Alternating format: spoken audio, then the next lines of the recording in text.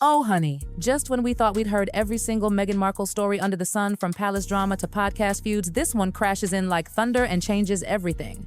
Because when Meghan showed up at Paris Fashion Week, everyone thought, okay, this is her grand comeback. The Duchess is back, baby! But what nobody expected was that behind those camera flashes and million-dollar smiles was a secret so messy it made royal heads spin. Paris was supposed to be Meghan's moment, her shining redemption, the event where she would stop being the Duchess who left and become the queen of Hollywood chic. But guess what? Behind that perfect posture and that Balenciaga dress, something wasn't adding up, and insiders started whispering she wasn't even invited. Yup, you heard that right. According to people close to Balenciaga, Meghan didn't get called, she called them. Allegedly, she'd been messaging Balenciaga's creative director, Paola, for years. It started innocently sweet little compliments, casual texts, friendly notes like, "Love your work, would be amazing to collaborate someday." But then, just before Fashion Week, Meghan apparently made her big move. She texted, "I'll be in Paris, would love to stop by the show." Sounds innocent, right?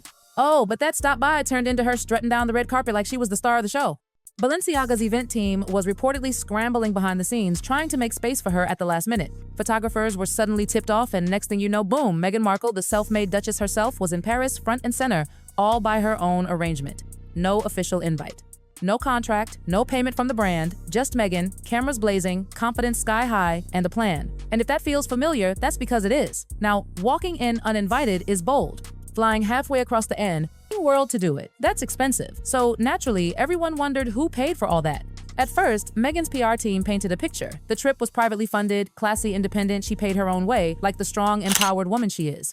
But honey, the receipts tell a different story. Insiders claim the money didn't come from Meghan's pocket at all. Allegedly, some of the RQL Foundation funds and even Invictus Games accounts were quietly tapped to cover costs from first-class flights to the hotel suite and luxury glam prep. Yes, charity money. Funds meant for veterans and outreach programs reportedly being redirected to pay for Meghan's comeback. And when Prince Harry found out, oh, he lost it. According to sources, Harry was furious. This wasn't a royal duty or a family trip. It was a self-styled PR mission dressed up as philanthropy. Meghan reportedly flew first class with her longtime confidant Marcus Anderson. The man often called her, while the rest of her team sat in coach. Optics, not great. She arrived in Paris looking like royalty, but behind the curtain, it was chaos. Her glam team worked overtime. PR handlers crafted carefully worded statements to make it sound like an official partnership. And Meghan, she sold the fantasy. The idea wasn't to attend Fashion Week, it was to own it.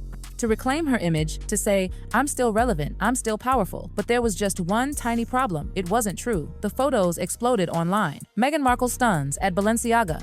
Duchess returns to global fashion scene. Every major outlet ran it like gospel. But here's the thing. Meghan's official statement never once said she was invited. Clever, right? Instead, it used elegant little wordplay like, she has long admired Paola's craftsmanship and friendship. It sounds like she was invited, but it's just vague enough to cover her tracks. Insiders said that it was no accident. Meghan's PR team wanted the prestige without the paper trail, and the media, hungry for clicks, ran with it. Balenciaga themselves, silent. They didn't confirm or deny. And when it finally leaked that Meghan had paid her own way, that she wasn't an official guest, everyone suddenly went quiet. No retractions, no corrections, just silence. The narrative had already done its job. The photos were viral, and Meghan's image, the illusion, was cemented. And that's when it hit everyone. Meghan's brand wasn't about truth anymore. It was about optics. Paris wasn't just a trip, it was a carefully staged illusion. But if you think this was her first time playing that game, oh darling, think again. Let's rewind to Meghan's British Vogue moment, the one that made headlines for weeks. Remember how it was celebrated as the Duchess of Sussex guest edits Vogue? It sounded so royal, so exclusive, so powerful, except it wasn't quite like that. According to Vogue's editor, Edward Enninful, Meghan invited herself. She reportedly reached out under the guise of discussing charity work for SmartWorks, a cause she supported. Edward came to Kensington Palace expecting tea and talk about philanthropy, but in the middle of all the charm and smiles, Meghan dropped her real pitch. What if I guest edit the next issue of Vogue? Now imagine being Edward. You're sitting across from a duchess in the palace. Could you say no? Of course not. That's how Meghan operates. She doesn't wait for doors to open. She walks right through them. In Paris, same playbook, different city, same script. But this time, she didn't have royal backing, no palace, no crown, no official platform. Just Meghan, chasing her next headline. And as soon as the glitter settled, the cracks began to show. Here's where it gets wild. Balenciaga's creative director, Paola, yes, the same one she'd been texting reportedly, admitted something that flipped the story upside down. He allegedly said, off the record, that Meghan invited herself. Balenciaga hadn't planned to feature her, seat her, or dress her. But when Meghan reached out, they were in a bind. How do you say no to a woman who once wore a royal title? So they made a quiet little arrangement. She could attend, but she had to pay for everything herself. No private jet, no designer budget, no official brand coverage. Everything was on loan. That's right, the gown, borrowed. The shoes? One pair, to be returned like a rental car. And that's why the fit looked slightly off, sleeves too long, waist too high. It wasn't tailored for her because it wasn't hers. For someone who once lived among royal luxuries, it was a sobering reality check. The brand that would have once paid her to appear was now politely letting her pay for herself. When the photos hit social media, Balenciaga's PR went into panic mode. They hadn't invited her, yet the world thought they had, and with the brand already fighting its own scandals, being tied to Meghan Markle was the last thing they needed. Quietly, they began distancing themselves. Behind the scenes, the message was clear. This was her show, not ours. When Harry found out the truth, the funding, the lies, the fallout, sources say he exploded. The fight between them was reportedly ugly. He accused her of being reckless, irresponsible, and selfish. Archewell funds were sacred to him, his Invictus Games legacy, his pride.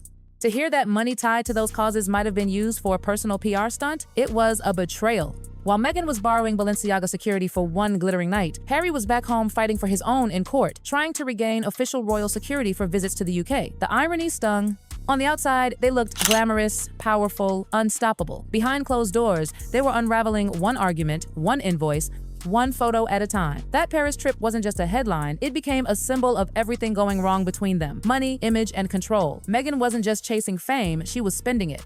And then came the most haunting twist of all, Paris itself. Remember, this wasn't just another city for them. For years, Meghan had told friends Paris was off limits. It was the place where Princess Diana's life ended, sacred ground for Harry, too painful for them both. And yet, there she was, cameras flashing, crowds cheering, Balenciaga banners waving. For many, it looked like a power move, her way of saying, I go where I want, when I want. But for Harry, that moment reportedly cut deep. Paris wasn't just a backdrop, it was the ghost of his mother. Seeing his wife smiling for the cameras where Diana's tragedy unfolded wasn't empowering, it was heartbreaking. Some say it was revenge, her quiet response to being sidelined at a Santa Barbara charity event, where Harry took the mic and she didn't. Others believe it was defiance, a woman proving she couldn't be caged by royal expectations. Whatever the motive, Paris wasn't just fashion. It was a message, and every corner of the palace world heard it loud and clear. And here's where it all comes full circle.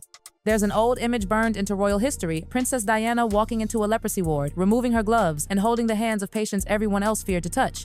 In 5 minutes, she redefined compassion, using her fame to heal others. Decades later, Meghan walked into Paris not to heal, but to be seen. Not to comfort, but to reclaim attention. It's not about who's better or worse, it's about intention. One woman used her access to lift others, the other to polish her spotlight.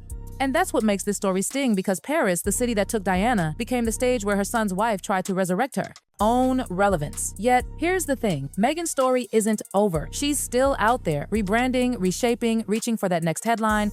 But this time, the audience is watching differently. The crown she once rejected doesn't glitter anymore, and the cameras that once adored her now zoom in for cracks. So maybe that's what Paris truly meant. Not a comeback, not a triumph, but a mirror. A mirror reflecting 2 women, 2 legacies, and 1 haunting truth. You can borrow the dress, you can buy the ticket, you can even pose for the cameras. But legacy, real legacy, isn't something you can loan, because when the lights fade and the crowd moves on, what's left isn't the gown, the glam, or the glossy headline. It's the truth, raw, exposed, and unfiltered. And for Meghan Markle, that truth is still unfolding, one carefully crafted image at a time.